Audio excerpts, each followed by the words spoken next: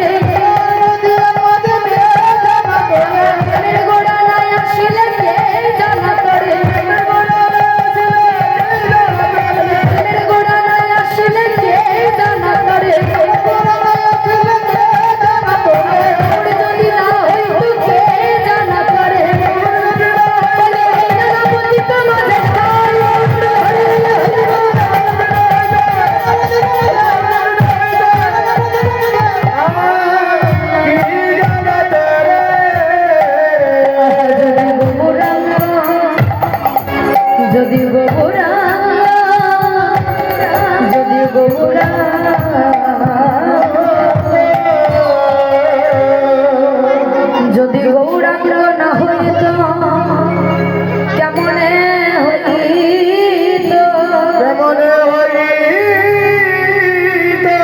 আমি কেমনে ধরিতাম রাধার প্রেমের মহিমা প্রেম রস সীমা। বলো জগতে জানাই তোকে, জগতে জানাতে আমার আমার আমার গোলা গোলা গৌরিয়া এই নদিয়ার মাঝে যদি নাই আসত, বলো কলির জীবে কি করে আমরা এমন রাধা গোবিন্দের প্রেম মাধুর্য জানতে পারতাম। যাই উপস্থিত সকল গৌর অনুরাগী কৃষ্ণ অনুরাগী সকল সাধুগুরু বৈষ্ণবের চরণে জানায় লীলা কীর্তন পরিবেশনের আগে কীর্তন জগতের সর্বকনিষ্ঠা জ্ঞানহীনা ভক্তিহীনা প্রেম মাধুর্যহীনা অধমাদিনা কীর্তনিয়া সুস্মিতা মণ্ডল এবং আমার এই ক্ষুদ্র সম্প্রদায়ের পক্ষ থেকে আপনাদের রাতন রাঙা চরণে রইল অনন্ত কোটি কোটি দণ্ডবোধ প্রণাম। তাই গৌর হরি বল হরি বল। লীলা প্রসঙ্গে যদি কোনো ভুল ত্রুটি হয় বলবো না, হবে তো বটে, কেননা শাস্ত্রে বলল অনন্ত কৃষ্ণের নাম অনন্ত মহিমা নারদ আদি ব্যাসদেব দিতে নারে সেবা। যে ভগবানের অপ্রাকৃত লীলা মহিমা যার, অপ্রাকৃত লীলা মাধুর্য যার, সেই ভগবানের অপার করুণা অপার লীলা সৃষ্টিকর্তা ব্রহ্মা, যিনি চার চারটে বদনে বলে শেষ করতে পারে না। দেবাদিদেব মহাদেব পঞ্চানন ভোলানা, যিনি পাঁচটা বদনে বলে শেষ করতে পারল না। আমার মতো অপার কাভর মূর্খ কিছুই জানি না, কিছুই বুঝি না। তবে শাস্ত্রে বলল বৈষ্ণবের কৃপা যদি হয় যাহারে অবশ্যই সে সতত্ব জানি জানি জানি। যদি আপনাদের মতো ভক্তের কৃপা থাকে, যদি আপনাদের মতো বৈষ্ণবের কৃপা থাকে, তবে হয়তো দুটো হরিকথা কৃষ্ণ কথা বলতে পারবো। কেননা মহাজন বললো তুমি যে জন্মটা পেয়েছো সেটা 1 লক্ষ 2 লক্ষ বার নয়, 16 লক্ষ জন ভ্রমণ করে এই দুর্লভ সাধের মানব জন্ম। পৃথিবীতে এত এত জন্ম আছে, এত পশু জন্ম, এত পাখি জন্ম, এত কীটের জন্ম, তবু মানুষের জন্মটাকে দুর্লভ বলা হলো। কি আছে মানুষের জনিতে, কি পারে মানুষ যে মানুষের জন্মটাকে দুর্লভ বলা হচ্ছে? মহাজন বলল মানুষ যেটা পারে সেটা পৃথিবীর আর কোনো জীবে পারে না, কোনো পশু পারে না, কোনো পাখি পারে না, কোনো প্রাণী পারে না। কি পারে না? যেটা মানুষ পারে। আচ্ছা, মানুষের জন্ম দুর্লভ কেন হলো? দুর্লভ কাকে বলে আর সুলভ বা কাকে বলে? মহাজন বলল পার্থিব জগতের এমন কিছু জিনিস আছে যা সহজে পাওয়া যায় না, সেটা হলো দুর্লভ। আবার এমন কিছু বস্তু আছে যা সহজে পাওয়া যায়, সেটা হলো সুলভ। যেমন মনে করুন আপনাদের 500 টাকা দিলাম, আর 500 টাকা দিয়ে বললাম বাবা সামনের বাজার থেকে গিয়ে কিছু বাজার করে আনবেন। আপনি 500 টাকা নিয়ে গিয়ে সামনের বাজার থেকে থলি ভর্তি বাজার করে আনলেন। আবার যদি 500 টাকা দিয়ে বলি সোনার দোকানে গিয়ে সোনা কিনে আনুন, ও মায়েরা 500 টাকায় সোনা হবে? কি হবে? সোনা হবে না। মহাজন বলল শুনে রাখো, সোনা যেমন দুর্লভ, সোনা যেমন সবাই কিনতে পারে না, এই মানব জন্মে তেমন দুর্লভ। কত সাধনা করে পেয়েছ এই মানব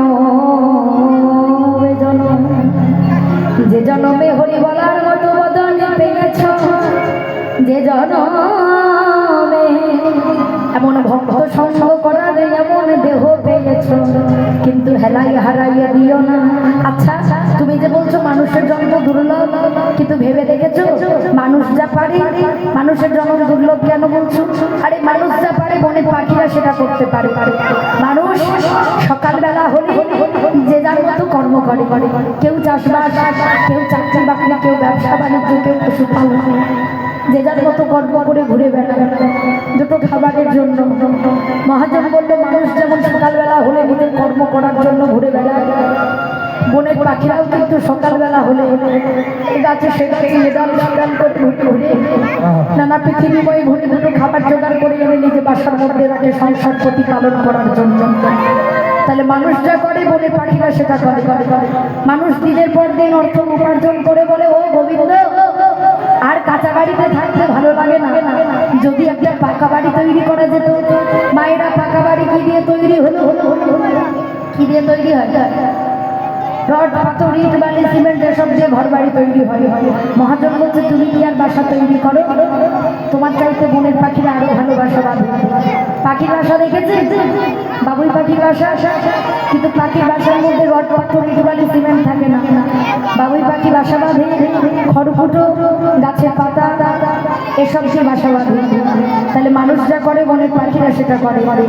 মানুষ দিনের পর দিন টাকা পয়সা রোজগার করে ঘর বাড়ি তৈরি করে তাতে সুন্দর সুন্দর ঝাড়বাতি লাগায় যাতে বাসাটা আলোয় আলোকিত হয়।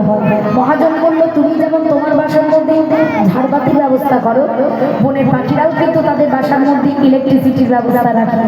তবে দিনের বেলায় দেখা যায় না, রাতের অন্ধকার যখন নেমে আসে তখন একটু লক্ষ্য করলে দেখতে পাবেন পাখির বাসার মধ্যে কি থাকে? কি থাকে? ছোট ছোট জোনাকি পোকা বিট বিট বিট বিট করে জ্বলে সারা বাসা আলোকিত করে। তাহলে মানুষ যা করে বনের পাখিরা সেটা করে। মানুষ খায়, বনের পশুরা খায়, বনের পাখিরা খায়। মানুষও বাচ্চা দেয়, বনের পশুরা বাচ্চা দেয়, বনের পাখিরা বাচ্চা দেয়। তথাপিও মহাজন বলল মানুষ যেটা পারে সেটা কোনো জীবে পারে না, কোনো পশু পারে না, কোনো পাখি পারে না, কোনো প্রাণী পারে না। কি পারে না? যেটা মানুষ পারে। প্রমাণ আমায় দিতে হবে না, প্রমাণ আপনারাই দিয়ে দেবেন। দেখবেন মানুষ জন্মের মধ্যে একবার দুটো বাহু তুলে কৃষ্ণ তোমার হলামে বলে তুমি রক্ষা করে বলে দিনের শেষে যেটা শত চেষ্টা করবে বনের পাখিরাও বলতে পারে না, বনের পশুরাও বলতে পারে না। তাই তো মহাজন বলল 84 লক্ষ জনে ভ্রমণ করে পেয়েছ সাদের মানব জনম, হেলাই হারিয়ে দিও না। কতবার এলাম গেলাম গেলাম, শাস্ত্রে বললো 84 লক্ষ বার, মহাজন বললো জলজনম লক্ষানি, স্থাবর লক্ষ বিংশতি, কৃমি আরুদ্র সংখ্যকা, পক্ষী নাম 10 লক্ষ নাম, 30 লক্ষানি পশুবা আর 24 লক্ষানি মানুষ। আমি কিন্তু সর্বপ্রথম মানব বলে আসি, সর্বপ্রথম জন্ম আমার কি জানো? 9 লক্ষ বার আমি জলে জন্মে পেয়েছি। জলের মধ্যে কি থাকে? জলের মধ্যে মাছ, সাপ, কুমির এসব থাকে। আবার সমুদ্রের জলে যদি যান দেখবেন তাতে ঝিনুক থাকে, ঝিনুকের মধ্যে মুক্তও হয়েছি। কিন্তু শেষের জন্মে কি জানো? 9 লক্ষ বার জলের জন্মের মধ্যে যেদিন আমি শঙ্খরূপে জন্ম পেলাম, শঙ্খরূপে জন্ম পেয়ে যেদিন প্রভুর মঙ্গলে আরতিতে বেজে উঠলাম, সেদিন আমার 9 লক্ষ বার জলের জন্মে ধন্য হলো। স্থাবরা লক্ষ বিংশতি, লক্ষ বিংশতি কথার অর্থ হচ্ছে 20 লক্ষ বার স্থাবর স্থাবর বলে জন্ম পেলাম। কত আম গাছ, কত জাম গাছ, কত বটবৃক্ষ খুলে জন্ম। কিন্তু শেষের জন্ম কি জানো? যেদিন এই তুলসী বৃক্ষ জন্ম পেলাম, তুলসী পত্র যেদিন আমার গোবিন্দের জীবনে চরণের সেবাই গেল, তুলসী পত্র যেদিন আমার প্রভুর ভোগের সেবাই গেল, সেদিন আমার 20 লক্ষ বার স্থাবর স্থাবর থেকে মুক্তি হলো। কৃমি আরুদ্র সংখ্যা 11 লক্ষ বার